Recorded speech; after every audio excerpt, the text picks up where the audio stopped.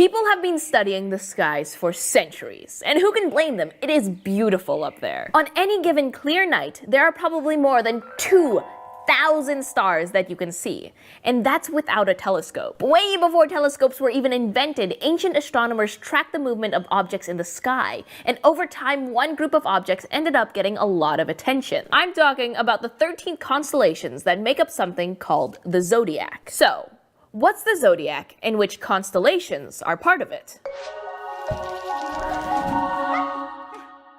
We'll get to that in just a sec, but first, do you remember what a constellation is? Sure you do. A constellation is a cluster of stars in the sky that are grouped together in a particular pattern and have been given a name. We've talked about a few famous constellations before, like Draco, Hercules, Pegasus, Ursa Major, and Crux. But none of these constellations are part of the zodiac. You might recognize some of the constellations that are in the zodiac, though. Do the names Gemini, Leo, or Sagittarius sound familiar? They're among the 13 zodiac constellations, and they actually form a kind of pattern in the sky. This pattern makes it easier for observers to know where to find each constellation throughout the course of the year. So, what are all of the constellations in the zodiac, and what pattern do they form? Let's take a look. You know this guy. Hi, Earth. At the beginning of the year, January, the constellation of Sagittarius is highly visible to us on Earth.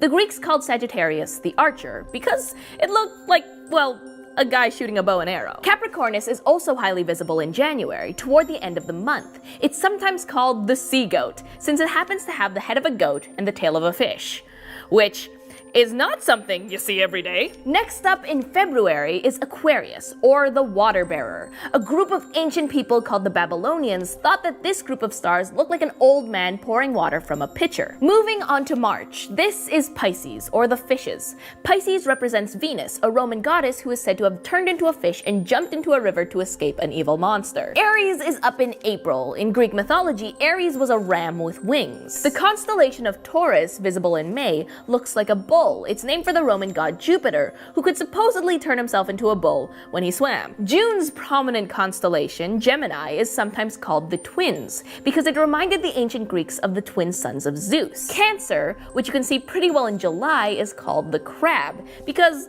that's what it reminded some folks of. August's constellation is called Leo and looks like a ferocious lion. Seen in September, Virgo is called the Maiden, since it looks like a lady holding grain, which symbolized the harvest to the Greeks and the Romans. This constellation of Libra appears in October, when days and nights are roughly equal and is considered a symbol of balance. I bet you can guess what Scorpius is named for. Yep. It looks like a scorpion. Finishing off the year in late November is Ophiuchus, which was once called Serpentarius because it looked like a man holding a serpent, or a snake. Hey, better him than me. Alright, now that you've met all of the constellations in the zodiac, let's light them up and see if we can spot a pattern. Looks like a circle to me. And here's a fun fact. Zodiac loosely translates to circle of animals or circle of life in Greek. So the zodiac isn't just a random bunch of stars, it's a group of constellations that form a circular pattern in the night sky. And now you know which constellations are part of this pattern, and that people have been observing these constellations for centuries. The zodiac has helped astronomers figure out how other objects travel in space, objects like the sun, and even our own planet. But you can look forward to learning more on that in the next episode.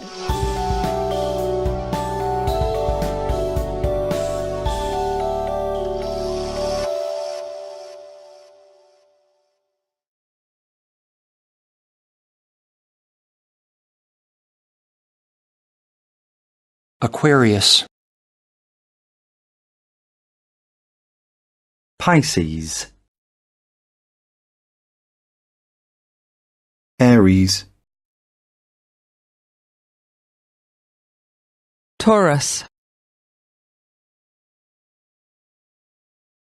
Gemini, Cancer, Leo, Virgo, Libra, Scorpio, Sagittarius, Capricorn,